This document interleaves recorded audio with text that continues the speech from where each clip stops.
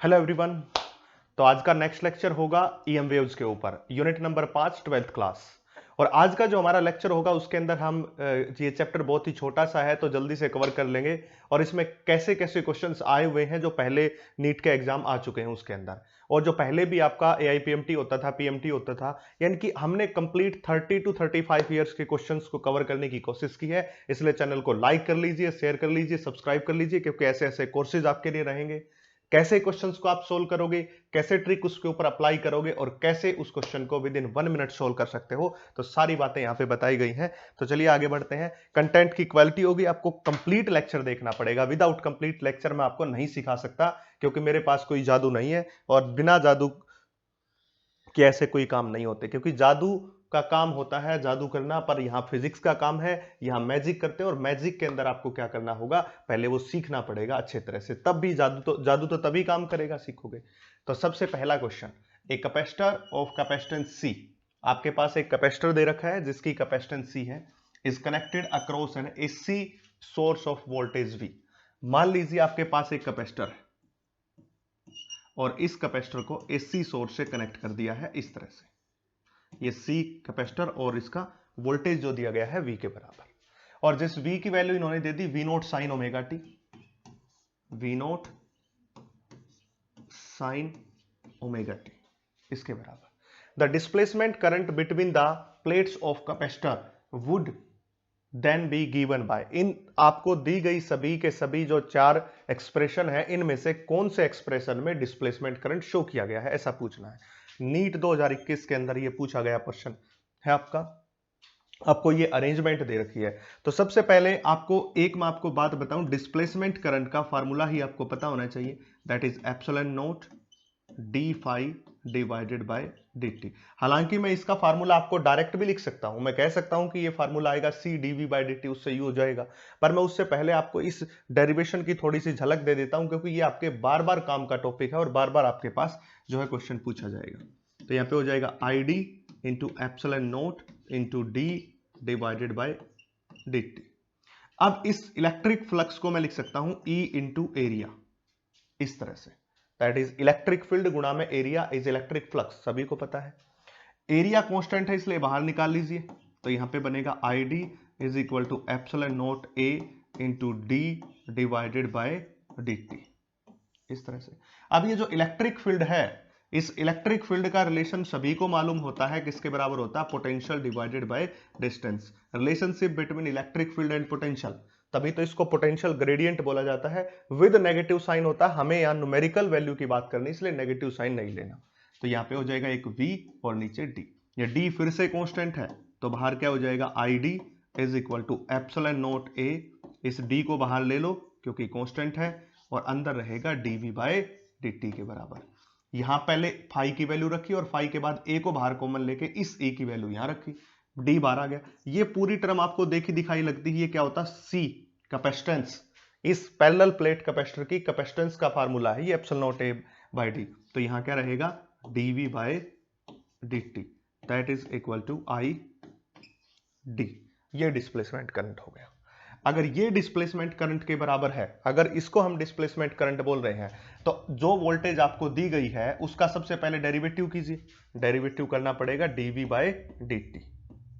किसका डेरिवेटिव किया, इस टर्म का डेरिवेटिव किया। तो देखिए इसमें वी नोट कांस्टेंट है, साइन ओमेगा टी का क्या बनेगा, कोस ओमेगा टी प्लस का, और जो साइन का टी का फंक्शन है ओमेगा वो आ जाएगा आगे। इसी तरह से डिफरेंशिएशन होता है, साइन का कोस में और टी का जो फंक्शन है वो आगे।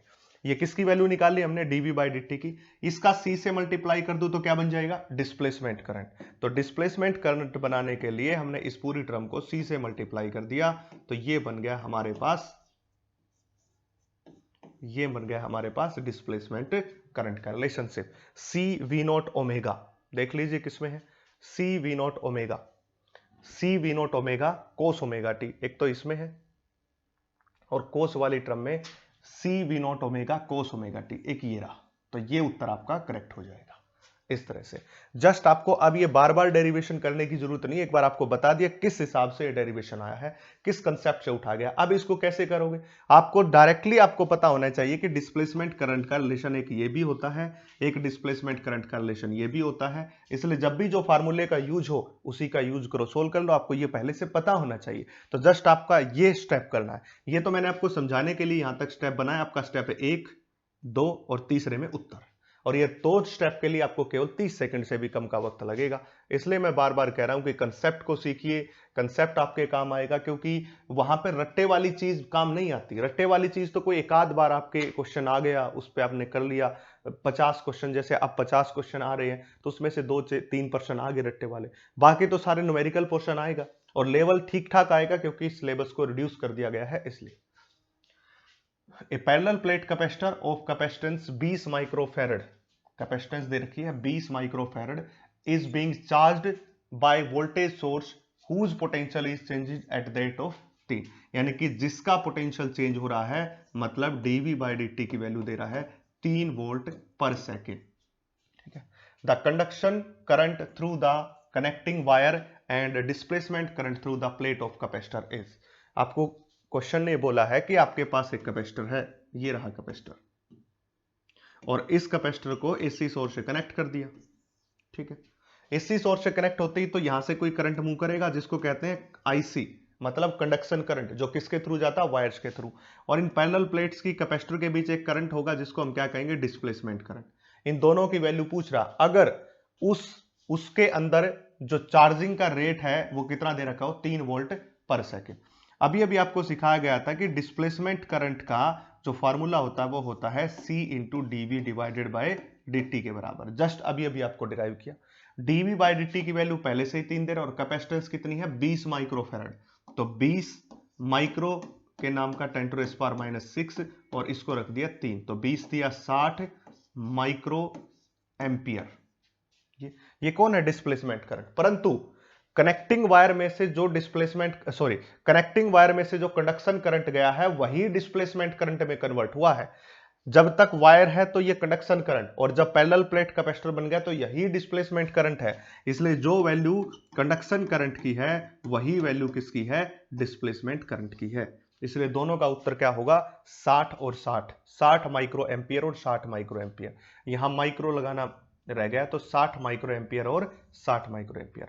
नीट 2019 के अंदर पूछा गया क्वेश्चन है, तो याद रखना, वायर्स के अंदर से जो कंडक्शन करंट गया है वही डिस्प्लेसमेंट करंट में कन्वर्ट होता है आगे जाके जो प्लेट्स के बीच में। आज ये छोटा सा लेक्चर रहेगा, ज्यादा बड़ा लेक्चर नहीं है, क्योंकि इसमें क्वेश्चंस बहुत कम है। ये कुछ न्यूमेरिकल्स हैं, उसके बाद सारे थ्योरेटिकल्स क्वेश्चन हैं जो आपने कर ही रखे होंगे लगभग। 100 ohm resistance and capacitance, some reactance are connected in series. अब देखिए, 100 ओम का रेजिस्टेंस है और 100 ओम का कैपेसिटिव रिएक्टेंस है, दोनों को सीरीज में कनेक्ट कर दिया। ये 100 ओम का और ये भी 100 ओम का। ठीक है, connected in series across 220 volt source. अब इसको किससे कनेक्ट किया है, एसी सोर्स से कनेक्ट कर दिया, जिसकी वोल्टेज कितनी दे रखी है, 220 वोल्ट जो दे है उसकी वोल्टेज दे रखी है। यानी कि एक 100 ओम के रेजिस्टेंस को, 100 ओम के कैपेसिटिव रिएक्टेंस को सीरीज में कनेक्ट कर दिया, और उसको किससे कनेक्ट किया, 220 वोल्ट से कनेक्ट किया। When the capacitor is 50% charged, अगर ये कैपेसिटर अभी तक 50% ही चार्ज हुआ है, 50% ही चार्ज हुआ है, then peak value of displacement current is, तब आपके पास डिस्प्लेसमेंट करंट की पीक वैल्यू क्या होगी। देखिए, अभी अभी हमने एक कंसेप्ट पढ़ा है, जस्ट इससे पहले वाले क्वेश्चंस में अगर मैं बात करूं, अगर मैं इस सिचुएशन की बात करूं, तो आपको अभी अभी एक बात लिखवाई गई थी, और वो ये लिखवाई गई थी कि जो आपका कंडक्शन करंट होता है वो किसके बराबर होता है, डिस्प्लेसमेंट करंट के बराबर होता है। यानी कि जो वायर्स के अंदर से कंडक्शन गया वही डिस्प्लेसमेंट में बदला, तो यहां पे भी यही कंसेप्ट लगा ले। यहां पे भी हम यही कंसेप्ट लगा ले कि यानी कि जो इस वायर्स के थ्रू कंडक्शन करंट होगा वही किसके बराबर होगा भाई, डिस्प्लेसमेंट करंट के बराबर होगा। कंसेप्ट तो यही लगना है। तो हम क्या निकाल ले, इस कंडक्शन करंट की वैल्यू निकाल ले। तो डिस्प्लेसमेंट करंट अपने आप मिल जाएगा, क्योंकि यहां 50% कैपेसिटर को चार्ज किया है, तो 50% चार्ज होने के बाद जो करंट आया है वो उसका पीक करंट ही है। 100% होगा तो उस पीक करंट की वैल्यू बढ़ जाएगी। बात ऐसी है, यानी कि जब तक वो 50% चार्ज हुआ है तो उस टाइम उसके पास कोई ना कोई करंट होगा, उसी को पीक करंट बोला है। अब ये 60% चार्ज होगा तो पीक करंट की वैल्यू और बढ़ जाएगी। अब इस कैपेसिटर के चक्कर में गिरेंगे तो हमें ये डेरिवेशन बहुत लंबा चौड़ा हो जाएगा, उस पर हमें नहीं जाना, हमें तो यहां शॉर्ट ट्रिक पे काम करना। अगर मैं इस टोटल सर्किट का Z निकालूं तो आपको पता है इंपीडेंस का फार्मूला, वो क्या हो जाएगा, R का स्क्वायर यानी कि 100 का स्क्वायर, प्लस में L इसमें नहीं है, XC है, तो इसलिए उसमें भी 100 का स्क्वायर, क्योंकि XC की वैल्यू दे रखी है भाई, XC की वैल्यू दे रखी है। दूसरे कंसेप्ट में आपको बता दूं, अगर ये AC सोर्स की जगह DC सोर्स होता तो हम क्या करते, हम डायरेक्ट 100 प्लस 100 करके 200 हम कर देते, जैसे हम पहली यूनिट में दूसरी यूनिट में करते आए हैं कैपेसिटर और रेजिस्टेंस के साथ। But in the case of AC source Z निकालने का तरीका ऐसे होता है, आपको बताया गया था ये। तो इसको सोल्व करेंगे तो ये हो जाएगा 2 इंटू 100 का स्क्वायर, पूरे के ऊपर रूट है, इससे कैंसिल आउट हो जाएगी तो कितना हो जाएगा, दैट इज 100√2। ये आपकी Z की वैल्यू आ जाएगी। इस Z की वैल्यू से अगर आप कंडक्शन करंट निकालना चाहते हो तो आपके पास क्या है, 220 वोल्ट है, और ये क्या है, Vrms है भाई, ये Vrms वैल्यू है। इस Vrms वैल्यू को पीक वैल्यू में कन्वर्ट करना है तो आप ऐसे कर सकते हो, that is V0 divided by में √2। तो इस V के मल्टीप्लाई बाय में √2 कर दूं तो क्या बन जाएगा, V0 बन जाएगा, इस तरह से। तो यहां क्या रखेंगे हम, यहां रखेंगे IC किसके बराबर होगा, V। अब लिखेंगे हम इसको 220 वोल्ट है भाई, देखो V की वैल्यू क्या है, 220 वोल्ट, तो ऊपर रखा 220 और इसको पीक में चेंज करने के लिए √2 से मल्टीप्लाई कर दिया, डिवाइडेड बाय में Z आया है कितना, 100√2। जब इसको सोल्व करोगे तो उत्तर आ जाएगा 2.2 एम्पियर, और यही पीक वैल्यू कंडक्शन करंट की है और यही पीक वैल्यू डिस्प्लेसमेंट करंट की है, 2.2 एम्पियर के बराबर। ठीक है, आपको जस्ट कुछ भी नहीं करना है, मैं आपको फिर ये नीट 2016 सेकंड के अंदर क्वेश्चन आया हुआ है, मैं आपको बार बार एक ही बात कह रहा हूं कि जब भी आपको एसी सोर्स दिखाई दे तो रेजिस्टेंस को ऐड करने का तरीका ये है, और जब आपको डीसी सोर्स दिखाई दे तो आप रेजिस्टेंस को डायरेक्ट ऐड कर सकते हो। Question number 4, for a plane electromagnetic waves propagating in X direction.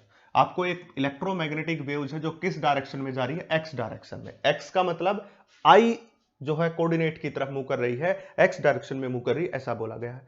Which one of the flowing combination gives the correct possible direction for the electric and magnetic field respectively. अब इन चारों combination में से कौन सा combination ऐसा है जो electric और मैग्नेटिक फील्ड की डायरेक्शन को प्रोवाइड कर रहा है। अब देखिए, आपको पता होना चाहिए कि सबसे पहले जो डायरेक्शन ऑफ प्रोपगेशन है वो किसके द्वारा दी जाती है, cross product of E and B, ऐसे दी जाती है। अब जब आप इन चारों पेयर्स को सोल्व करके देखोगे और चारों पेयर्स को सोल्व करने के बाद E क्रॉस B की वैल्यू I के बराबर जिसमें आएगी, क्योंकि किस डायरेक्शन में प्रोपगेशन कर रहा है, एक्स एक्सिस में।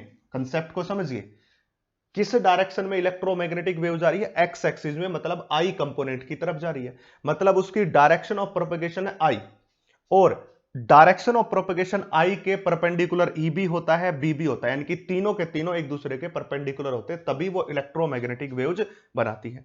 अगर इन चारों पेयर्स में से ई और बी का क्रॉस प्रोडक्ट कर दे और उसकी वैल्यू आई के बराबर आ जाए तो वही हमारा उत्तर होगा। तो कीजिए, सबसे पहले हम इसका करके देखेंगे। तो हम यहाँ पे डिटर्मिनेंट मेथड का यूज कर लेते हैं, आई जे के। थोड़ा स्पीड से करूंगा, ध्यान से रखना। जे की, यहाँ आई की वैल्यू 0 है, क्योंकि आई की वैल्यू तो सभी में 0 है, क्योंकि आई डायरेक्शन में तो प्रोपेगेट कर रही है। जे की वैल्यू 1, के की वैल्यू 1, इसके लिए 1, इसके लिए 1। अब एक बात सोचिए, प्लस आई डायरेक्शन आनी चाहिए भाई। अब एक बात सोचिए, सबसे पहले आई कंपोनेंट लिखा, ये लिख दिया, इंटू यहां हो जाएगा प्लस माइनस प्लस। अब आई कंपोनेंट लिखते ही इसको भूल जाओ, इसका इसके साथ, इसका इसके साथ, तो 1 माइनस 1 कितना हो गया, 1 माइनस 1, इसका इसके साथ 0। तो आई कंपोनेंट ही 0 आ गया पहले केस में, तो वो तो उत्तर ही नहीं हो सकता, क्योंकि आई कंपोनेंट तो बचना चाहिए। आई कंपोनेंट 0 कर दे, इसको डिस्कार्ड कर दो।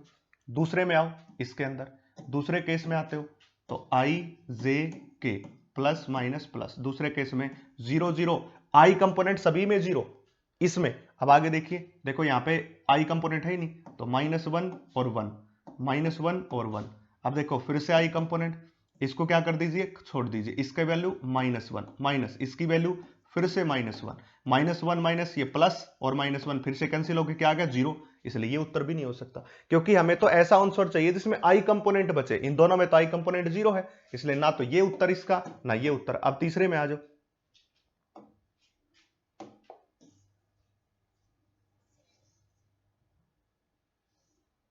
अब तीसरा आंसर देखते हैं। तीसरे में क्या है 1 और 1, इसकी वैल्यू -1 -1, फिर से आई कंपोनेंट रखा, ये गया, इसकी वैल्यू क्या हो जाएगी माइनस का 1 हो जाएगी, इसकी वैल्यू फिर -1 हो जाएगी, इस तरह से इसकी वैल्यू -1 फिर से ये 0 हो गया, तो ये कंपोनेंट भी नहीं हो सकता। बच गया कौन, चौथा ऑप्शन, इसको भी चेक कर लेते हैं, चेक करने में हमारा कुछ नहीं जाता, हम चेक कर लेते हैं इसको भी।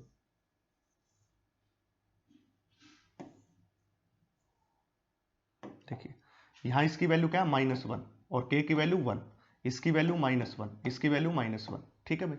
आई कंपोनेंट रहा, आई कंपोनेंट में ये छोड़ दो, इसकी वैल्यू -1 कितना होगा +1, माइनस साइन के साथ एक -1 कितना होगा -1 होगा, तो ये माइनस माइनस प्लस करके कितना आ जाएगा -1 माइनस प्लस, तो कितना आ जाएगा 2i। केवल यही ऐसा है जिसमें आई कंपोनेंट बच रहा है, देख लीजिए, चेक कर लीजिए, इसमें भी आई कंपोनेंट 0, इसमें भी आई कंपोनेंट 0, इसमें भी आई कंपोनेंट 0, केवल इसमें बचा, तो उत्तर यही है केवल।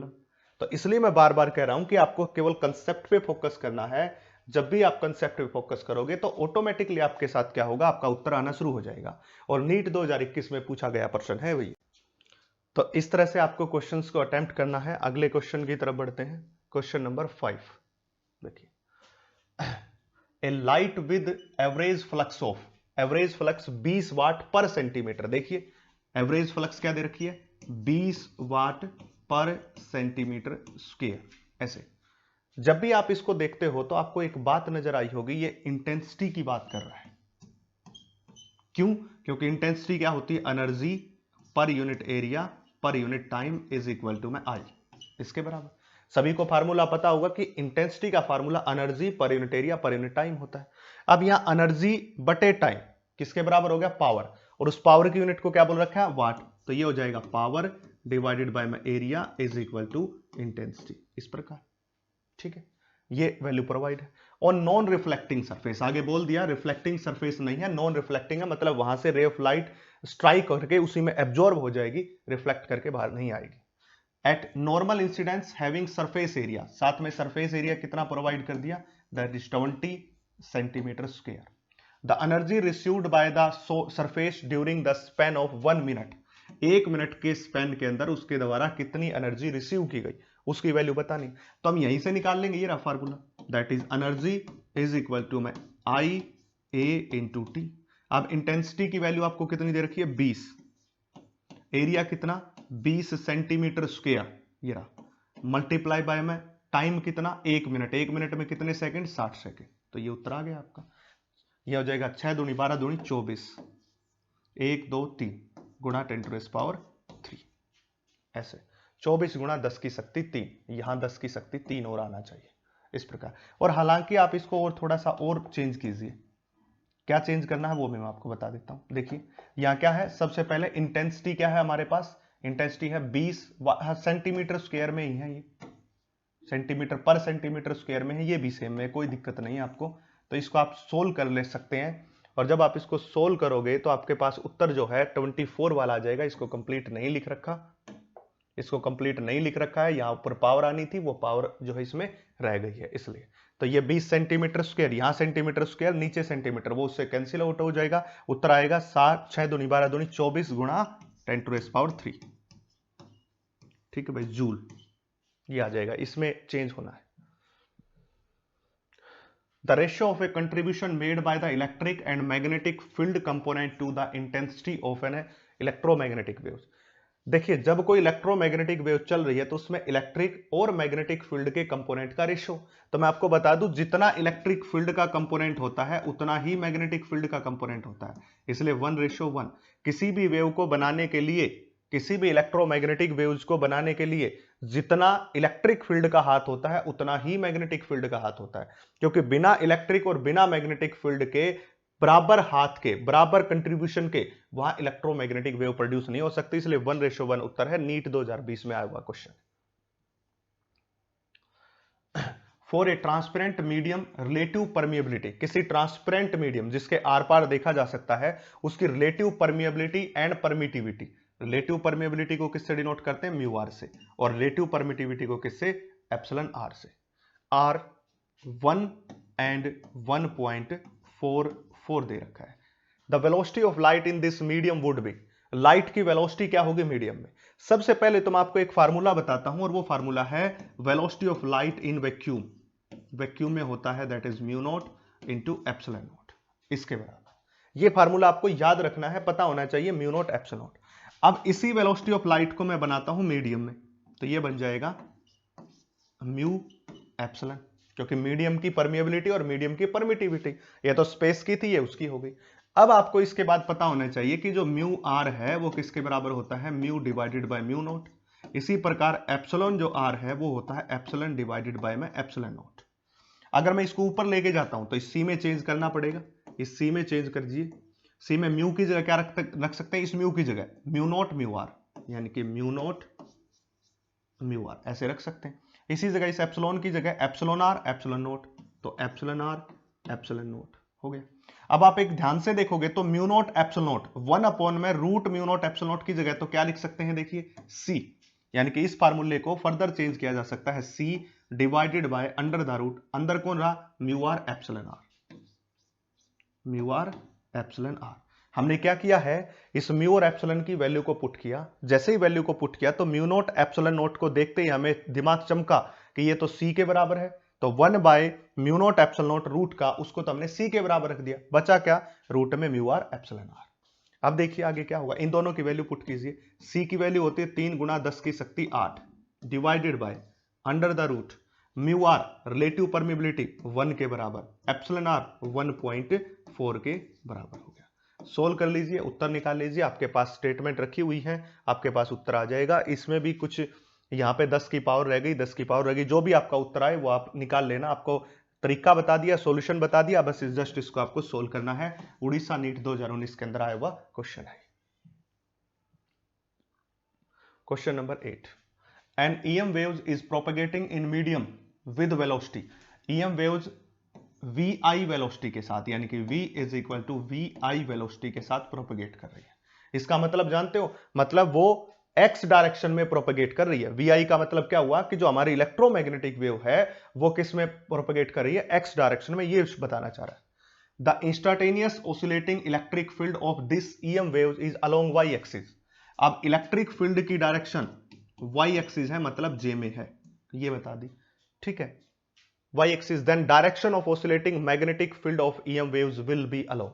अब आपको मैं पहले ही बता चुका हूं कि जो आपकी डायरेक्शन ऑफ प्रोपेगेशन की वेलोसिटी है वो क्या देगा? E क्रॉस B से। प्रोपेगेशन डायरेक्शन प्रोवाइड कर रहा है भैया, वेलोसिटी प्रोवाइड नहीं कर रहा। मैं फिर से बता रहा हूं, ये डायरेक्शन दे रहा है, वेलोसिटी नहीं दे रहा। कभी इसको वेलोसिटी लिख लो, वो तो V is equal to VI का मतलब I डायरेक्शन में प्रोपेगेशन, तो ये जो प्रोडक्ट है ये डायरेक्शन ऑफ प्रोपेगेशन देता है, न कि वेलोसिटी। वेलोसिटी का फार्मूला तो E बाई B के बराबर होता है, इसलिए इस बात में पजल नहीं होना आपको। E बाई B वेलोसिटी का फार्मूला, ये डायरेक्शन ऑफ प्रोपेगेशन प्रोवाइड कर रहा है। अब डायरेक्शन ऑफ प्रोपेगेशन में हमारे पास ये कंपोनेंट आ गया I, जो I दे रखा है, इसका कंपोनेंट है J को क्या मल्टीप्लाइज B के साथ करूं, क्या मल्टीप्लाइज B के साथ करूं कि I कंपोनेंट आ जाए? तो आपको क्रॉस प्रोडक्ट का ज्ञान होना चाहिए। अगर मैं यहां से K का मल्टीप्लाई कर दूं तो J क्रॉस K I के बराबर होता है। किसी को नहीं पता तो ये I कंपोनेंट, ये J कंपोनेंट, ये K component. I cross J देगा K, J क्रॉस K देगा I, और K क्रॉस I देगा J। क्या I का J के साथ ऐसे घूमना आपको, I का J के साथ करोगे तो तीसरा मिलेगा K, J का K के साथ करोगे तो तीसरा मिलेगा I, K का I के साथ करोगे तो मिलेगा J। अगर उल्टा चल पड़े, I का K के साथ कर दिया तो माइनस J मिलेगा, K का J के साथ कर दिया तो माइनस I मिलेगा। क्लॉकवाइज चलते हो तो प्लस, एंटी क्लॉकवाइज चलोगे तो माइनस साइन आ जाएगा। तो ये B की डायरेक्शन क्या हो जाएगी? K, मतलब प्लस Z डायरेक्शन हो जाएगी किसकी? B की। तो B की क्या डायरेक्शन हो जाएगी? प्लस के Z डायरेक्शन हो जाएगी, इस तरह से।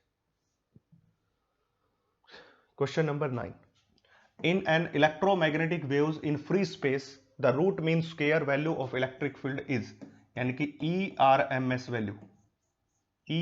वैल्यू दे रखी है 6 वोल्ट पर मीटर। यानी कि आपको एक इलेक्ट्रोमैग्नेटिक वेव्स दी गई है, उस इलेक्ट्रोमैग्नेटिक वेव्स में इलेक्ट्रिक फील्ड की वैल्यू 6 वोल्ट पर मीटर है, और साथ में बता दिया ये इलेक्ट्रिक फील्ड की वैल्यू आरएमएस वैल्यू है भाई, ठीक है। The peak value of magnetic field is, सबसे पहले तो आप C का फार्मूला निकालिए, that is E divided by में B। अभी अभी बताया था मैंने वेलोसिटी का फार्मूला, आपको जस्ट एक सेकंड पहले ही मैंने आपको ये बात बताई थी कि देखिए मैंने कहा था कि ये वेलोसिटी का फार्मूला है और ये डायरेक्शन ऑफ प्रोपेगेशन देता है, ये आपको बताया गया है केवल, तो इसलिए आपको याद रखना है कौन सा वेलोसिटी का फार्मूला है और कौन आपको डायरेक्शन ऑफ प्रोपेगेशन प्रोवाइड कर रहा है, ठीक है भाई। तो CE बाई B। अब आपको ERMS दे रखा तो उत्तर भी BRMS में ही आएगा, दैट इज BRMS। ERMS की वैल्यू 6 डिवाइडेड बाय में 3 गुणा 10 की शक्ति 8, तो इससे कैंसिल हो जाएगा, तो ये आएगा 2 गुणा 10⁻⁸ के बराबर आ जाएगा। ये आया BRMS। अब BRMS को पीक वैल्यू में चेंज करेंगे तो ये हो जाएगा B इज इक्वल टू में B0 डिवाइडेड बाय में √2। अगर इसका B0 बनाना है तो इस B के साथ किसकी मल्टीप्लाई कर दो, √2 की, तो हमारे पास B कितना आया है 2, इसकी √2 से मल्टीप्लाई कर दी इंटू 10⁻⁸, तो ये कितना हो जाएगा, इसको लिखते हैं लगभग 1.4, और 1.4 का 2 से multiply that is 2.8 into 10⁻⁸, 2.8 into 10⁻⁸ Tesla.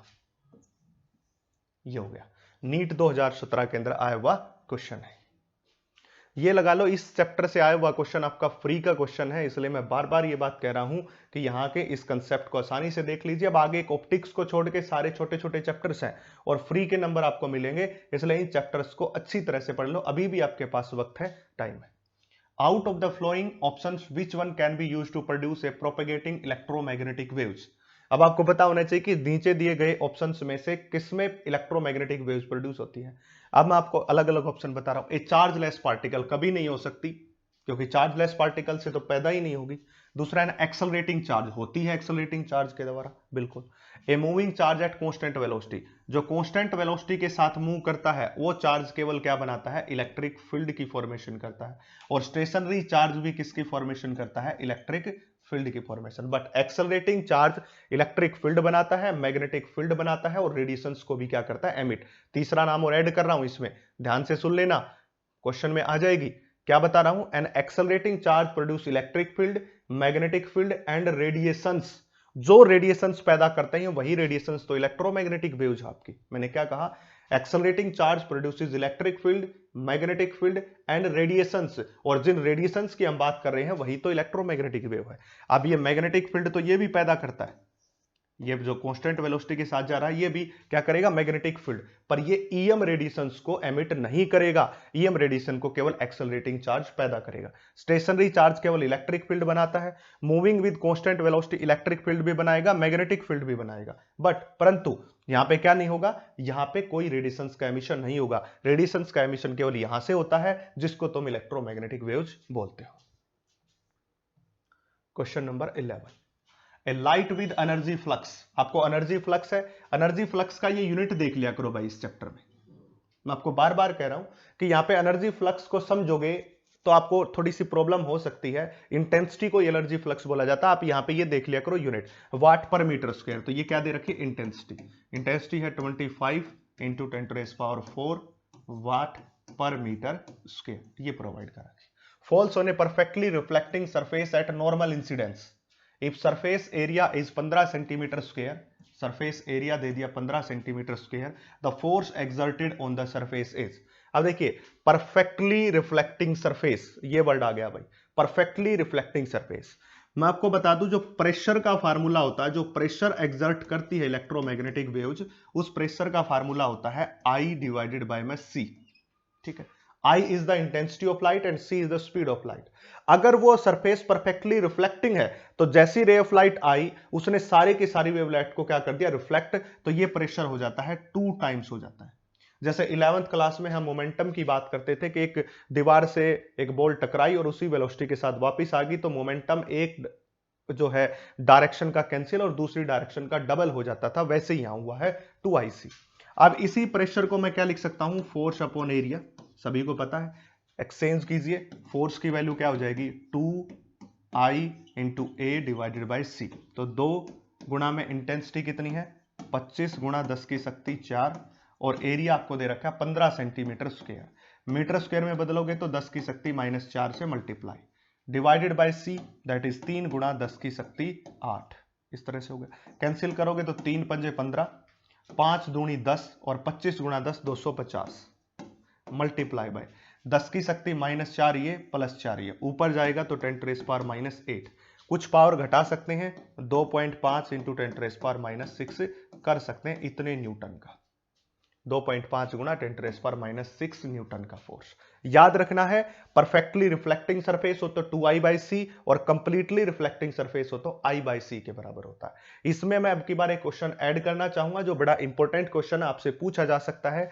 अगर वो ऐसा बोल दे कि इसमें से 50% जो है वो रिफ्लेक्ट हो गई और 50 जो % है वो नॉन रिफ्लेक्ट हो गई, तो अब कैसे करोगे? अब कैसे? तो अब इसके लिए दो फार्मूले लगेंगे।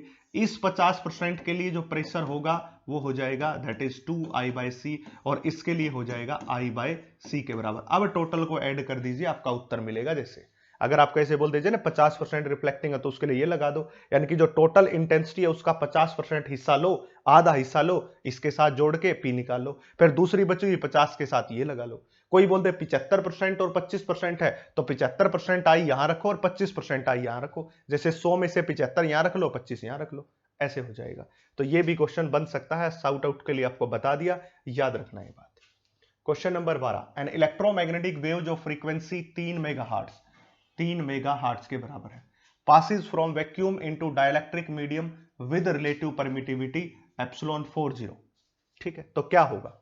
यानी कि एक आपके पास इलेक्ट्रोमैग्नेटिक वेव्स है जिसकी फ्रीक्वेंसी गिवन है और उसकी फ्रीक्वेंसी दे रखी इन्होंने 3 मेगा के नाम के 10⁻⁶ और हार्ट्स। रिलेटिव परमिटिविटी दे रखी है इसने किसके बराबर? 4 के बराबर दे रखी है। इस प्रकार अब wavelength is double and frequency become half. पहले तो मैं एक बात बता दूं आपको, frequency is the property of source. Frequency हमेशा सोर्स की प्रॉपर्टी होती है। अगर फ्रीक्वेंसी सोर्स की प्रॉपर्टी है तो मीडियम चेंज होने से फ्रीक्वेंसी की वैल्यू कभी चेंज नहीं होती, याद रखना। ऑप्टिक्स में भी यही बात आएगी, जैसे हम अगला चैप्टर पढ़ेंगे वहां पे भी ये सेम बात आएगी कि जब आपका मीडियम चेंज हो रहा है तो कौन सा कंपोनेंट चेंज नहीं होगा? वेवलेंथ हो गई, स्पीड ऑफ लाइट हो गई या फ्रीक्वेंसी। स्पीड ऑफ लाइट भी चेंज होगी, वेवलेंथ भी चेंज होगी, बट फ्रीक्वेंसी क्या रहेगी? सेम।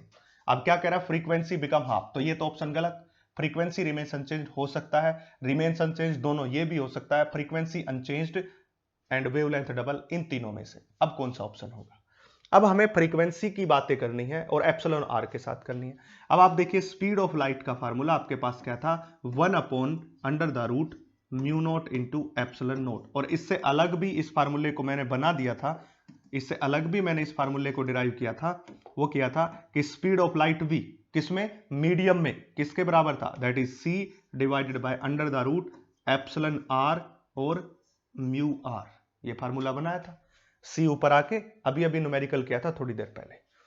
ठीक है, और जो वेलोसिटी होती है वो किसके बराबर होती है? New into lambda. ये फार्मूला भी आपको पता है। मैंने क्या कहा? वेलोसिटी के आपको दो फार्मूले पता है, एक तो आपको ये velocity of light mu R और एप्सिलॉन आर की टर्म में, और दूसरा आपको पता है कि velocity c is equal to nu गुणा लैम्डा, मतलब फ्रीक्वेंसी गुणा वेवलेंथ। ये भी वेलोसिटी का ही फार्मूला होता है जो आपको बताया गया है। ये दोनों फार्मूले आपको पता है। अगर आप यहां से देखोगे तो परफेक्टली डाइलेक्ट्रिक मीडियम के लिए म्यू आर की वैल्यू 1 होती है। इसने बोला ना डाइलेक्ट्रिक मीडियम, डाइलेक्ट्रिक मीडियम के लिए म्यू आर की वैल्यू 1 के बराबर होती है।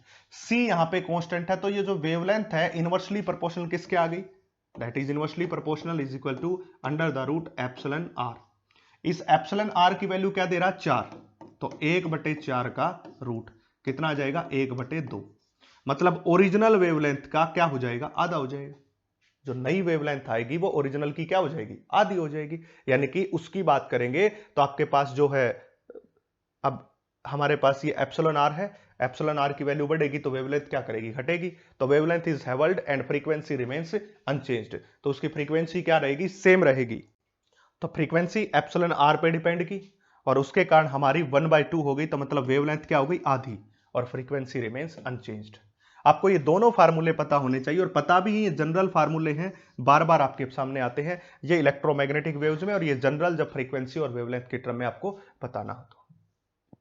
Question number 30, electric field associate with an EM waves in vacuum is given by, आपको एक इलेक्ट्रिक फील्ड की वैल्यू दे रखी है जो एसोसिएट है ईएम वेव्स के साथ, ये रहा इस प्रकार से, where E Z and T are in volt per metre, metre and second respectively, the value of wave vector, wave vector की वैल्यू पूछ रहा है ये वेव वेक्टर। सबसे पहले तो मैं आपको इस वेव की इक्वेशन लिख के दिखाऊं तो ये इक्वेशन होती है ई नोट साइन के एक्स माइनस ओमेगा टी, यहां आप लिख सकते हो ओमेगा टी माइनस के एक्स, इन दोनों में से कोई भी एक्सप्रेशन लिख लो, यहां पे भी साइन रहेगा यहां पे ई नोट रहेगा, दोनों ही ठीक है भाई, पहले ये आ जाता है या पहले आ जाता है। और इस के की वैल्यू पूछ रहा है, पर देखो यहां ओमेगा की वैल्यू तो इसने रख दी, ओमेगा की वैल्यू देखो इस ओमेगा की वैल्यू तो यहां दे दी, पर इस के की वैल्यू नहीं दी इसने जानबूझ के। कई बार क्या होता है कि ऐसी इक्वेशन में के की वैल्यू दे देता, फिर पूछ लेता वहां से उठा के डायरेक्ट लिख दो, पर वो इसने नहीं दी, इसने नहीं दी है तो इसने ओमेगा की वैल्यू यहां प्रोवाइड कर दी 6 गुणा 10 की शक्ति 8 इसके बराबर। अब आपसे के की वैल्यू पूछ ली, भाई के की वैल्यू क्या होगी, इस प्रोपेगेशन वेव वेक्टर की वैल्यू क्या होगी। तो आपको एक बात का पता होना चाहिए, यहां पे एक फार्मूला और होता है वेलोसिटी का, is equal to omega by K, अगर यही वैक्यूम हो तो ये बन जाता है C omega, C is equal to omega by K. इसी v को आप मीडियम के लिए ले सकते हो और आप वैक्यूम के लिए वेलोसिटी ऑफ लाइट का यूज कर सकते हो। अब कहोगे जी हमें कैसे पता, आप बात सही कह रहे हो, तो मैं इसको प्रूव कर देता हूं। ओमेगा की वैल्यू होती है 2 पाई इंटू फ्रीक्वेंसी और के की वैल्यू होती है 2 पाई डिवाइडेड बाय में लैम्बडा, इससे ये कैंसिल गया तो क्या रहा एफ इंटू लैम्बडा। और आपको पता होना चाहिए फ्रीक्वेंसी गुणा वेवलेंथ, अभी अभी आपको बात बताई थी, एक सेकंड पहले ही आपको बात बताई थी कि फ्रीक्वेंसी गुणा वेवलेंथ, दैट इज फ्रीक्वेंसी गुणा वेवलेंथ किसके बराबर होता है, वेलोसिटी के बराबर होता है, स्पीड ऑफ लाइट के बराबर होता है।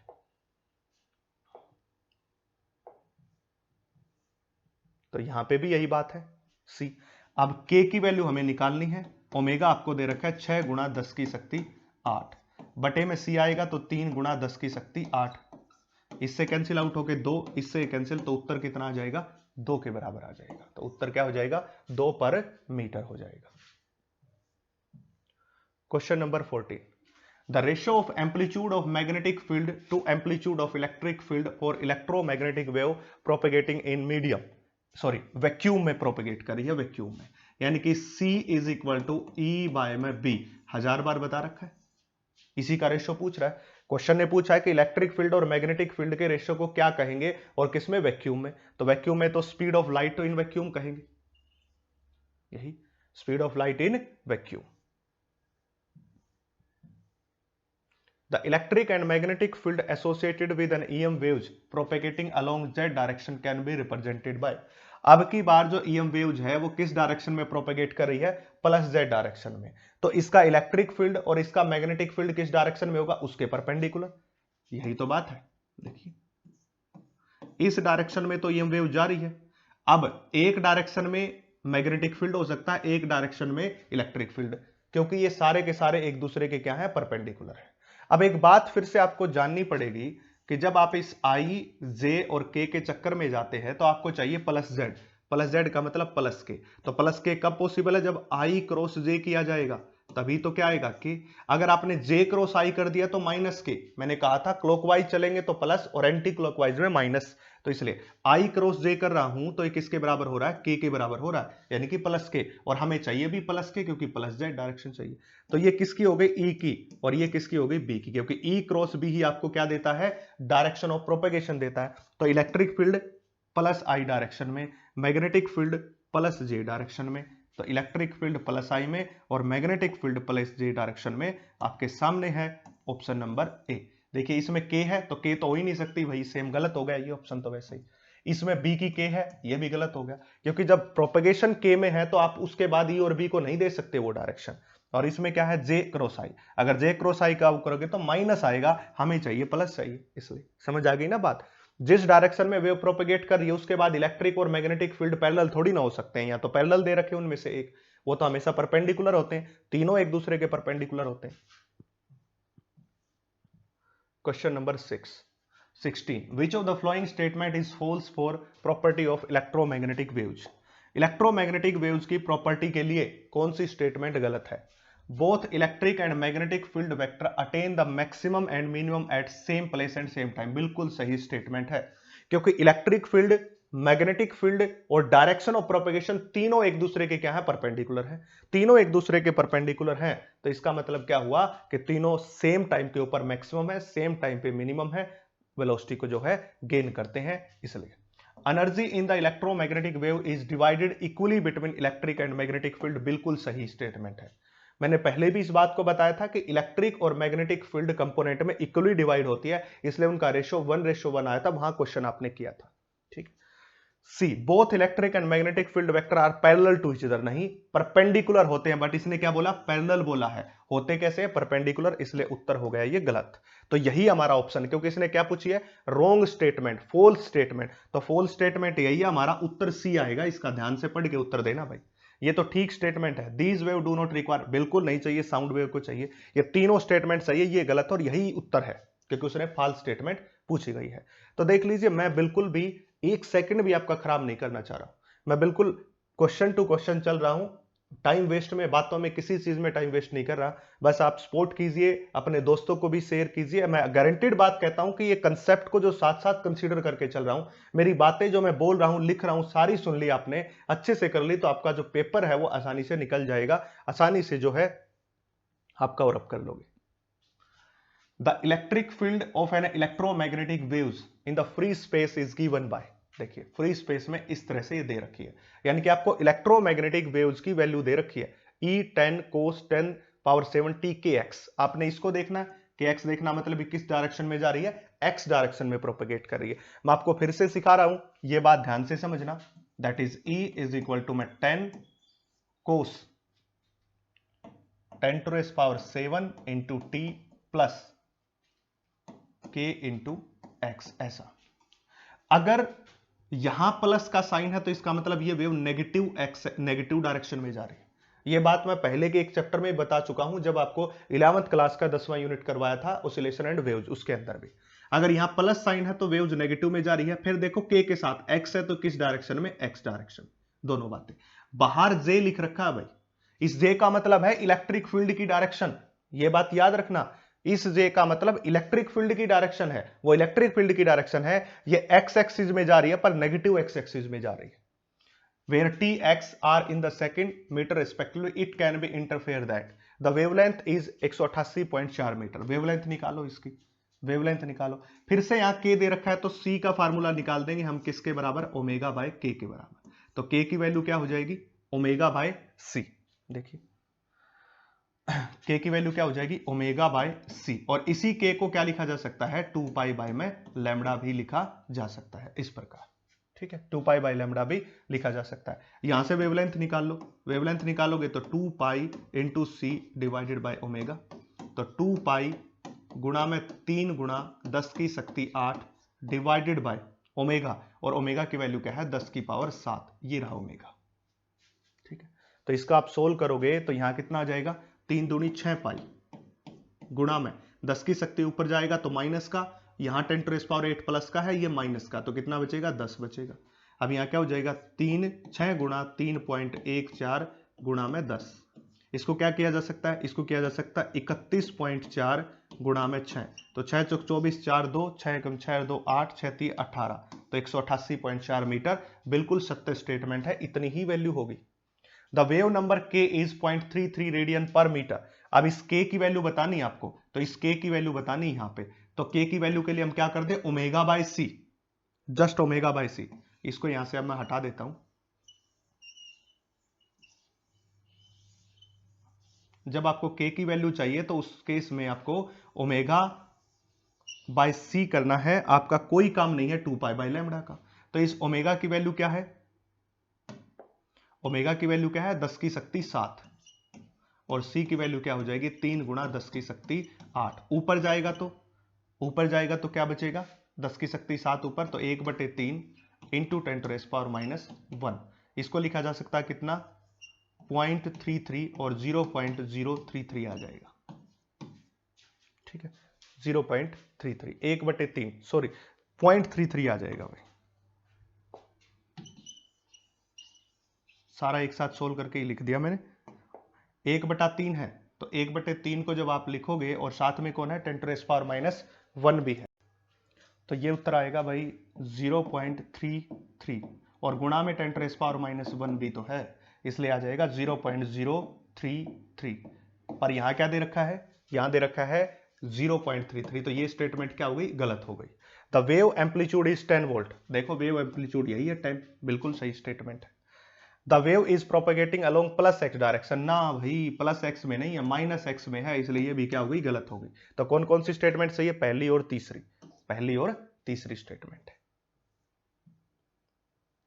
The electric field part of electromagnetic waves in a medium is represented by, देखिए आपको इलेक्ट्रिक फील्ड की एक वेव है उसको रिप्रेजेंट किया गया है यहाँ पे, that is 2.5 cos 2 pi 10⁻6 radian पर मीटर इंटू टी और पाई इंटू 10⁻⁻2 रेडियन पर सेकेंड इंटू एक्स, इस प्रकार से।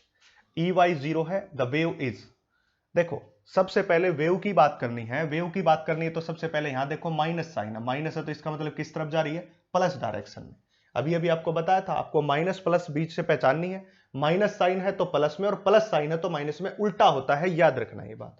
अब x के साथ वाला फंक्शन देखो, x के साथ, इसके साथ ये वैल्यू k की और इसके साथ x, तो मतलब किस में जा रही है, प्लस x डायरेक्शन में जा रही है। तो मूविंग अलोंग x डायरेक्शन, बात सही है, प्लस, देखो ये माइनस x है, गलत, मूविंग अलोंग y डायरेक्शन, ये भी गलत, क्योंकि किस में जा रही है, प्लस x में। तो दो ऑप्शन है।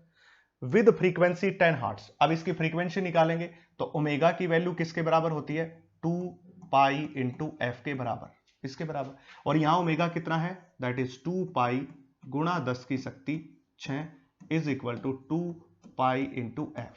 2 पाई से 2 पाई कैंसिल, 10 की शक्ति 6 आ गया उत्तर। तो किसके साथ जा रही है, 10 हर्ट्ज एंड वेवलेंथ। अब वेवलेंथ और निकाल दो, इस k की वैल्यू, k की वैल्यू किसके बराबर होती है, 2 पाई बाय लैम्बडा, इसके बराबर होती है। और यहां k की वैल्यू क्या दे रखी है, पाई गुणा 10 की शक्ति -2, 10 की शक्ति -2, तो इस पाई से पाई कैंसिल, लैम्बडा आ जाएगा 2/10⁻², ऊपर जाएगा तो 200 हो जाएगा, उत्तर क्या हो जाएगा, 200। पर यहां तो 100 मीटर दे रखा है, इसलिए उत्तर गलत, ये उत्तर सही होगा। यहां है 10 की शक्ति 6 है भाई ये, ठीक है, एंड वेवलेंथ इज 200 मीटर, तो ये उत्तर आपका करेक्ट हो जाएगा। The velocity of electromagnetic radiations in the medium, permittivity epsilon naught and permeability mu naught is given by, the velocity of electromagnetic waves, आपको velocity बतानी है electromagnetic waves की क्या होगी। अब velocity of electromagnetic waves in medium, medium में बताना है भाई। अब मीडियम के लिए तो हमने फार्मूला क्या लिखा था, that is c divided by में under the root that is mu R epsilon R, इसके बराबर होती है। बट इस फॉर्मेट में आपको उत्तर ही नहीं दे रखा, इस फॉर्मेट में आपको आंसर प्रोवाइड कर ही नहीं रखा है इस फॉर्मेट में। तो हमें क्या करना होगा, हमें सिर्फ जस्ट एक फॉर्मूला याद रखना होगा, दैट इज 1/√μ एप्सिलॉन, मीडियम के लिए होती है, और यहां लिखें 1/√μ0 एप्सिलॉन, ये किसके लिए होती है, वैक्यूम के लिए, दैट इज फॉर वैक्यूम और that is for medium. But statement ने क्या कह दिया कि मीडियम की और उसकी परमिटिविटी μ0 और एप्सिलॉन से निकल रहे हैं हम, अब की बार मीडियम की परमिटिविटी को लिख दिया μ0 एप्सिलॉन, जनरली हम वैक्यूम से लिखते हैं, पर क्वेश्चन में ही बोल दिया कि अगर μ0 एप्सिलॉन मीडियम की परमिटिविटी है तो फार्मूला ये रहा, यहां μ0 एप्सिलॉन लगा दो, बस μ0 एप्सिलॉन लगा दीजिए, ये उत्तर हो जाएगा, कुछ नहीं करना। Question number 20, the electric and magnetic field of electromagnetic waves, electric और मैग्नेटिक फील्ड इलेक्ट्रोमैग्नेटिक वेव्स के आपको पता होना चाहिए कि उनके साथ क्या होता है, in opposite phase and perpendicular to each other, in opposite phase and parallel, parallel तो बिल्कुल नहीं होते, गलत, in phase and perpendicular to each other, बिल्कुल सही, अपोजिट फेज में नहीं होते, सेम फेज में। इससे थोड़ी देर पहले क्वेश्चन आया था और उस क्वेश्चन में बोला गया था कि इलेक्ट्रिक फील्ड और मैग्नेटिक फील्ड सेम टाइम पे मैक्सिमम और सेम टाइम पे मिनिमम होते हैं, तो इसका मतलब दोनों सेम फेज में, आउट ऑफ फेज तो है नहीं, इसलिए उत्तर गलत, ये बिल्कुल सही है, सेम फेज में होते हैं। The velocity of electromagnetic waves is given by, the velocity of electromagnetic wave is parallel to, ध्यान रखना क्या बोल रहा है, पैरेलल टू, इलेक्ट्रोमैग्नेटिक वेव्स की वेलोसिटी किसके पैरेलल होती है, उसकी डायरेक्शन के, that is E cross B के, इसी के तो पैरेलल होती है, that is E cross B. ये क्या देती है आपको, डायरेक्शन ऑफ प्रोपेगेशन, ये डायरेक्शन ऑफ प्रोपेगेशन देती है, तो जिस डायरेक्शन में वेव प्रोपेगेट कर रही है वही वेलोसिटी की डायरेक्शन है, तो इसका क्रॉस प्रोडक्ट पैरेलल होता है। वैसे वेलोसिटी का फार्मूला क्या होता है, E डिवाइडेड बाय में B। डिस्क्रिमिनेशन आपको जरूर करना पड़ेगा। E बाय B को वेलोसिटी का फार्मूला कहते हैं, E क्रॉस B को डायरेक्शन ऑफ प्रोपेगेशन, और वेलोसिटी इसके पैरेलल होती है। तभी ये क्वेश्चन पूछा गया ताकि आपको पता ना चले क्या कहना चाहता है। The wavelength of light of frequency 100 hertz is, आपको पता है C is equal to nu into lambda. Wavelength of light of frequency 100 hertz, अब वेवलेंथ आपको बतानी है तो C डिवाइडेड बाय में न्यू हो गया। ठीक है, अब C की वैल्यू 3 गुणा 10 की शक्ति 8 और फ्रीक्वेंसी कितनी है 100, ऊपर जाएगा तो 3 गुणा 10 की शक्ति 6 उत्तर आ जाएगा भाई। 3 गुणा 10 की शक्ति 6, 1999 में पूछा गया क्वेश्चन है। Next question, if epsilon naught and mu naught are the electric permittivity and magnetic permeability in a free space, बिल्कुल आपको ये फ्री स्पेस में दी गई है। E and U are the corresponding quantities in the medium, the refractive index of medium is, refractive index बताना है आपको medium का। अब एक काम कीजिए, जब आप C की वैल्यू लिखना चाहते हो तो C की वैल्यू क्या होती है 1 upon mu naught epsilon not, किसमें हो गया, वैक्यूम में। ये वैक्यूम की बात है, वैक्यूम में चल रहा काम। अब यही मीडियम बन जाएगा तो ये क्या बन जाएगा 1 अपॉन म्यू इंटू एप्सिलॉन, क्योंकि म्यू इंटू एप्सिलॉन मीडियम के लिए, म्यू नॉट एप्सिलॉन किसके लिए, वैक्यूम के लिए। अब रिफ्रैक्टिव इंडेक्स n का फार्मूला आपको पता है किसके बराबर होता है, speed of light in vacuum to speed of light in medium. तो n किसके बराबर हो जाएगा, C की वैल्यू रखो पहले 1 upon under the root mu naught epsilon naught, फिर किसकी वैल्यू रखोगे, V की वैल्यू, V की वैल्यू है 1 upon under the root mu into epsilon. ठीक है, तो उत्तर क्या हो जाएगा, mu into epsilon by mu naught epsilon, mu into epsilon by mu naught epsilon. देखो mu into epsilon by mu naught epsilon, ये उत्तर बन गया, सीधी बात है। अब आपको जब तक ये बात नहीं पता refractive index C by V के बराबर होती है, और होता क्या जब आप एग्जाम टाइम में प्रेशर में लेके बैठते हो तो आपको ये ज्ञात नहीं हो पाता है, ये मालूम नहीं पड़ पाता है कि रिफ्रैक्टिव इंडेक्स का फार्मूला C बाई V है, हम इस दिमाग को लगा लें, जिसके कारण आपका ये ऐसे क्वेश्चन गलत हो जाते हैं। तो इसलिए आपको कूल माइंड के साथ बैठना है, मुश्किलात में नहीं जाना, क्योंकि आपको पता है कि mu by mu epsilon by mu naught epsilon not को ये फार्मूला है, पर C और V का आप निकाल सकते हो क्योंकि आपके पास कैपेसिटी, आपको पता है कि मीडियम और वैक्यूम में कैसे वेलोसिटी निकाली जाती है। बस आपको रिफ्रैक्टिव इंडेक्स तक पहुंचना है, आपका उत्तर आ जाएगा।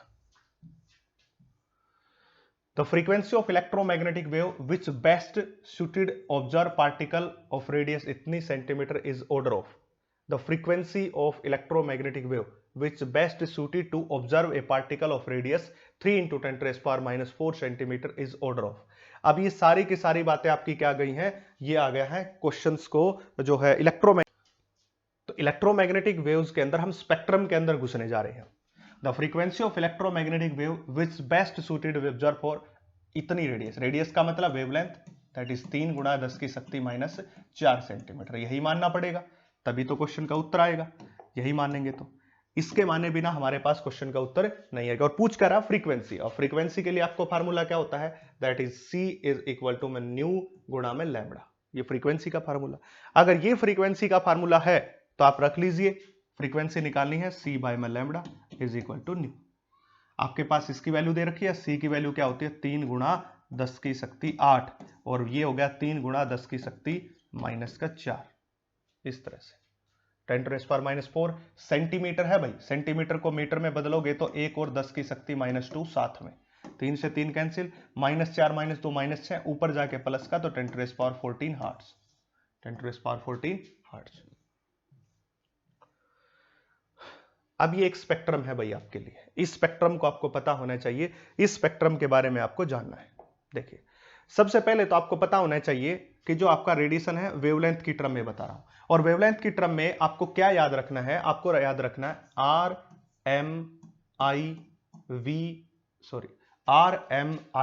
वी यू एक्स, ठीक है भाई, ये याद रखना है R M I V U X, ये आपको याद होना चाहिए।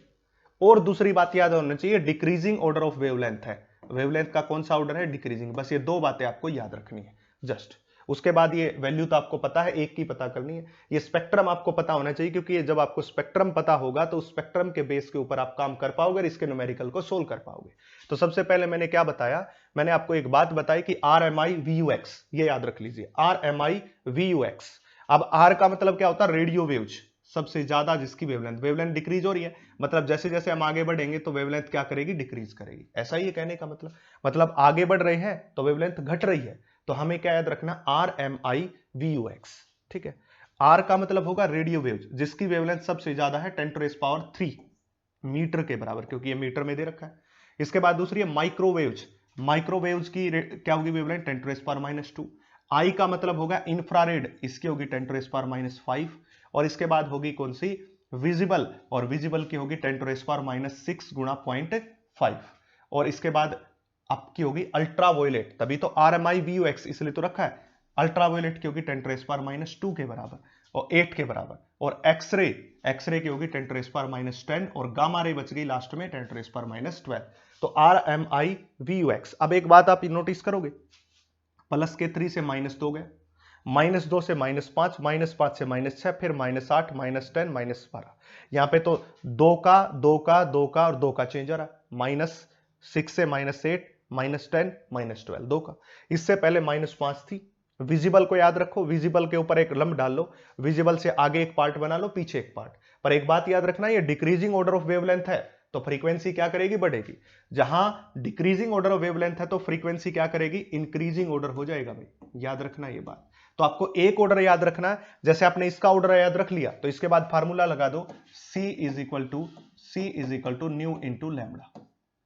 ठीक है, तो अगर आपको वेवलेंथ का ऑर्डर पता है तो उससे फ्रीक्वेंसी का ऑर्डर निकाल लीजिए। तो आपको एक का ऑर्डर याद करना है, दूसरा ऑटोमेटिक आपके सामने आ जाएगा। तो ये होगी radio waves, micro, infra, visible, ultraviolet, X-ray. 10⁻³ -2 -5 3 का, फिर -6 1 का, फिर उसके बाद 2 2 का गैप सब में। रेडियो वेव्स आपको जो है अप्रोक्सीमेट स्केल ऑफ वेवलेंथ है, ये एग्जैक्ट नहीं होता, वेरी करता रहता है हर जगह पे। ठीक है, इसी प्रकार आपको यहां फ्रीक्वेंसी के लिए दिखा गया है, देखो फ्रीक्वेंसी बढ़ रही है 10⁻4 से 8, फिर 12, फिर 15, फिर 16, फिर 18, 20। मैंने कहा ना, increasing order of frequency and decreasing order of wavelength है। The energy of electromagnetic waves is order of 15 kilo electron volt. To which part of spectrum does it belong? किस पार्ट से बिलोंग करेगा। देखिए 15 किलो इलेक्ट्रॉन वोल्ट उसकी क्या है, energy है। ठीक है, अब एनर्जी का फार्मूला क्या होता है, Hc बाय में लैम्बडा। तो वेवलेंथ निकाल लो, ये हो जाएगा Hc को आप रख सकते हो 12375 डिवाइडेड बाय एनर्जी। याद रखना भाई, फार्मूला बता रहा हूं, 12375 बटे में एनर्जी इन इलेक्ट्रॉन वोल्ट, उत्तर आएगा वेवलेंथ किसमें, एंगस्ट्रॉम में। काम आएगी बहुत सारी, जब हम एटम का पार्ट पढ़ेंगे, इससे जो यूनिट नंबर 8 है इसी साल की, तो वहां पे ये फार्मूला आएगा 12375 बटे एनर्जी इन इलेक्ट्रॉन वोल्ट, तो उत्तर किस में आएगा, एंगस्ट्रॉम में आएगा। तो इसके बटे में क्या 15, और किलो को किस में चेंज कर दो, इलेक्ट्रॉन वोल्ट में। तो इसलिए लैम्बडा निकालोगे, लैम्बडा निकालते ही आपके पास फ्रीक्वेंसी का पता चल जाएगा। आपको पता होना चाहिए कि जो वेवलेंथ किस ऑर्डर की है, और वो सारे ऑर्डर आपके सामने रखे हुए, ये मैंने आपको बता दिए। The condition under which microwave oven heat up a food item containing water molecule most efficiently, यानी कि कौन सी ऐसी कंडीशन है जिसमें फूड को अच्छी तरह से वो क्या कर सकता है, हीट अप कर सकता है। कब, जब उस फूड के अंदर वाटर के मॉलिक्यूल हो। यानी कि आपने माइक्रोवेव ओवन के अंदर एक ऐसा फूड रख दिया, ऐसा खाना रख दिया जिसके अंदर वाटर के मॉलिक्यूल्स हैं, तो किस कंडीशन में जो हमारा माइक्रोवेव ओवन है वो बेस्ट काम करेगा। तो सबसे पहले, microwaves are heat waves, so always produce heating effect. ये कोई रीजन नहीं है, ठीक है, हीट वेव्स है तो इसके कारण ये हीटिंग इफेक्ट तो प्रोड्यूस करेंगे, पर उसके अंदर एफिशिएंटली काम होगा, ये कोई रीजन नहीं है, इसलिए गलत है। Infrared waves produce heating in microwave, infrared का तो कोई काम ही नहीं है, क्योंकि वो माइक्रोवेव्स ओवन है तो माइक्रोवेव्स का यूज करता है। The frequency of microwaves must match the resonant frequency of water molecule, बिल्कुल सही बात। जब उस माइक्रोवेव ओवन की फ्रीक्वेंसी, माइक्रोवेव्स की फ्रीक्वेंसी मैच कर जाएगी वाटर के मॉलिक्यूल्स के फ्रीक्वेंसी के साथ, तो आपको यह देखने को मिलेगा कि उस केस में आपका जो मैक्सिमम है एफिशिएंटली काम होगा। तो उत्तर सी इसका बिल्कुल करेक्ट आंसर रहेगा। The decreasing order of wavelength of infrared, microwaves, ultraviolet and gamma rays. देखिए इंफ्रारेड है, अगली है माइक्रोवेव्स है, और अल्ट्रावायलेट है और गामा रेज। डिक्रीजिंग ऑर्डर बताना भाई, डिक्रीजिंग ऑर्डर। अभी अभी मैंने आपको एक टर्म बताई थी RMIVUX और लास्ट में बच गया गामा, ऐसे। अब ये क्या है, डिक्रीजिंग ऑर्डर ऑफ वेवलेंथ है भाई, डिक्रीजिंग। और ये भी कौन सा पूछ रहा है, डिक्रीजिंग ऑर्डर ऑफ वेवलेंथ, यानी कि सबसे ज्यादा वेवलेंथ किसकी होती है, रेडियो वेव्स की। उसके बाद माइक्रो, तो माइक्रोवेव्स की सबसे ज्यादा, फिर आ गई इंफ्रारेड, फिर किसकी आएगी, इंफ्रारेड की आएगी सबसे ज्यादा, माइक्रोवेव की, फिर इंफ्रारेड की, फिर कौन है, यू है, तो इसलिए किसकी हो जाएगी, यू की, और लास्ट में कौन है, गामा, तो लास्ट में किसकी आ जाएगी, गामा की। तो क्या पूछ रहा है, डिक्रीजिंग ऑर्डर, तो सबसे ज्यादा, फिर कम, फिर कम, फिर कम, तो माइक्रोवेव, इंफ्रारेड, यूवी, और फिर इसके बाद गामा रे। उत्तर मैच कर लिएगा, माइक्रोवेव है, फिर इसके बाद इंफ्रारेड है, फिर अल्ट्रावायलेट है, फिर गामा है। ठीक है, ये हो गया, यूवी का मतलब ultraviolet. We consider the radiation emitted by the human body. Which one of the following statement is true? पहली बात तो आप ये समझ ले कि रेडिएशन एमिट कब होती है, जब टेम्परेचर जीरो के अलावा कुछ भी हो। मतलब जब टेम्परेचर जीरो, जीरो कौन सा, केल्विन वाला जीरो, नॉट डिग्री सेल्सियस वाला जीरो। जब किसी भी बॉडी का टेम्परेचर जीरो केल्विन से कोई दूसरा टेम्परेचर हो, बस जीरो नहीं होना चाहिए, तो वो हमेशा रेडिएशन को एमिट करता है। टेम्परेचर बढ़ेगा तो एमिशन ऑफ रेडिएशन भी बढ़ेगा। ये कंसेप्ट आपको 11th क्लास के ब्लैक बॉडी रेडिएशन में भी आपको बताया गया था, यूनिट नंबर 7 के अंदर। बस आपको एक बात याद रखनी कि जैसे जैसे टेम्परेचर बढ़ेगा वैसे रेडिएशन का एमिशन ज्यादा होगा, जीरो केल्विन पे नहीं होता। पर हमारे किस ह्यूमन बॉडी की बात कर रहे हैं, तो रेडिएशन एमिटेड इन इंफ्रारेड रीजन, बिल्कुल सही बात। किसमें होती है, infrared. The radiation is emitted only during the day, ना हर जगह, क्योंकि रात को हमारा टेम्परेचर जीरो केल्विन मतलब -273 डिग्री सेल्सियस नहीं होता, इसलिए रात को भी एमिट होती है, दिन में भी। The radiation is emitted during the summers, absorb during the, गलत बात, क्योंकि आप विंटर में जरूर है, ठंड में जरूर है, पर अपने बॉडी का टेम्परेचर तो मेंटेन रहता है बॉडी टेम्परेचर के बराबर, इसलिए। The radiation emitted in ultraviolet hands is not visible, ये भी गलत बात है, इंफ्रारेड रीजन में होती है emit. Which of the following rays are not electromagnetic wave, X-ray भी है, बीटा रे भी है, गामा भी है, हीट वेव्स नहीं है। ये तो मैकेनिकल वेव्स हैं जो चलती हैं, मैकेनिकल वेव्स का एग्जांपल है हीट वेव्स, जो गर्म हवाएं चलती हैं, जैसे गर्मी का मौसम आ रहा है, जैसे ही अब आप पेपर दोगे तो उस टाइम भी आप देखोगे कि आपको गर्म गर्म हवाएं फील होंगी, तो वो हीट वेव्स होती है, मैकेनिकल वेव्स का पार्ट है। What is the cause of green house effect, green house effect का कोज क्या है, कारण क्या है, ये आज के सेशन का आपका लास्ट क्वेश्चन है, ग्रीन हाउस इफेक्ट के कोज का कारण। तो लास्ट क्वेश्चन है आज के शाउट आउट का ये, what is the cause of green house effect, infrared rays, यही होता, ना एक्सरे होता, ना अल्ट्रावायलेट होता, ना रेडियो वेव्स होता, ग्रीन हाउस इफेक्ट होता इंफ्रारेड रेज के कारण। और ग्रीन हाउस जो अफेक्ट हो गया, और जो ऊपर ओजोन लेयर है वो किन को रोकती है, वो अल्ट्रावायलेट रेज को रोकती है, याद रखना। ओजोन लेयर जो रोकती है ना, वो अल्ट्रावायलेट को रोकती है, पर green house effect infrared rays के कारण होता है। तो आज का ये लेक्चर 1 घंटे में ही आपके ये क्वेश्चन हो गए जो PYQs थे कंप्लीट। तो शेयर, लाइक और सपोर्ट कीजिए, और कमेंट सेक्शन में कुछ भी पूछना हो तो मेंशन कीजिए। Thank you.